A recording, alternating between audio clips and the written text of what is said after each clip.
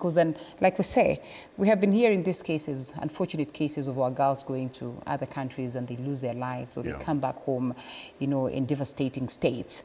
But this in itself is a notch higher. So are we headed anywhere with this level of coordination that we keep talking about, such that then we can streamline, the activities of people actually traveling abroad? Because look at what, the Kenya Kwanza government has faced, in terms of, creation of jobs abroad. Equally, the government has been faulted because there were government-to-government arrangements that actually never. It is a difficult thing to really think about or to fathom, but as soon as you get to hear that higher people in the society are involved, then you're telling yourself that that is now the pathway towards which these kind of deceptive recruitments are finding their way into the light of the day. Yeah. Why? DCI, of course, interagencies or many other agencies that are involved in the internal Ministry of Interior, they ought to know what is happening in this country, pick them up, and where we find that there are criminal activities, they need to be prosecuted, and that kind of a thing terminated as fast as is possible. Why would they proliferate? You have said it rightly. When that market is dominated by people who have very high rank in society, or they have a lot of money, they can buy their way out, definitely we're telling ourselves that these are the guys who will now oil this kind of crime, and that crime will just flourish without any interruption from whoever. Because they will buy their way. They'll buy the bosses. They will buy the senior people. Those people, they can reign over those persons who have authority in those kinds of agencies, and they'll not do anything about it. So we are basically telling ourselves, from what we are seeing, right? This is a deceptive recruitment, and why this has been brought to the forefront, maybe something somewhere went wrong. And like we said, and we continue saying many times, the biggest problem in our country is corruption. When you can buy your way into anything, be it criminal, be it clean, as long as you can buy your way, then that kind of an activity will find to see the end of the day, or the light of the day. All right. You want to say something? Sure. Yeah. So I wanted to say something. When you look at it wholesomely, I think we also have a role to play as a society. These things are starting way 10 years, 5 years ago. Yeah. We started, Kibaki started a very robust campaign on free primary education. We have constructed universities in each and every county as we speak. And we have trained, in this country, we have 79 universities as we speak.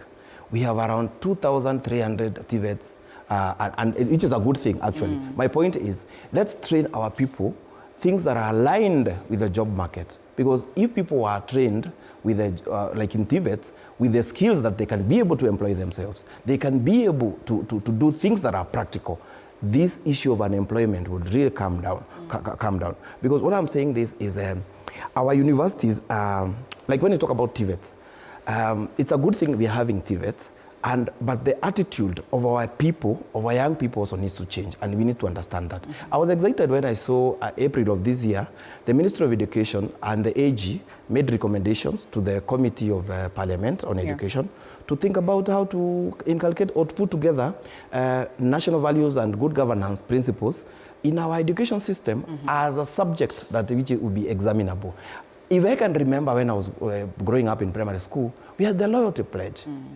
Why sometimes it's getting to a point that someone feels they are no longer patriotic to their country is because these people, they never even gotten these values from the primary, secondary as they came up. I'm not saying people are going to other countries because they are not patriotic.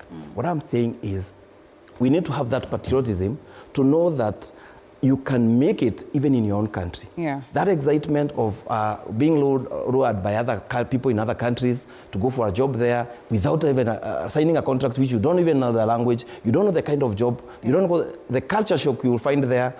Before even you catch up, you're already messed up. Right. So we need to look back on our education system. We need now to focus more on the TVETs, things which are practical. We have trained so many graduates in degrees which are not even sometimes making sense in the job market.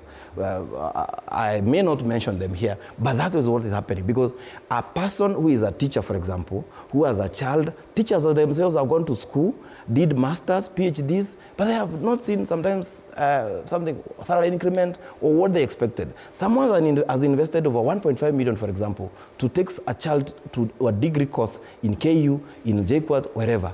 Then all of a sudden that you and the child, you are there at home, there's no job opportunities, but also starts with us, with the parents from the beginning, because we always tell our kids, get number 1 from nursery, from you get to class 8, then do your grades nicely, go to secondary, so that you get what? Employment. We should have, we should change all this, recalibrate our children mindset to the extent of thinking, I can finish my degree and start a manufacturing farm. I can finish my degree, start industrialization, start my own craft that is authentic, that can employ me in my own country. Well, the question would be just how favorable is the environment for that, but that is story for another day. Story for another day. Senior,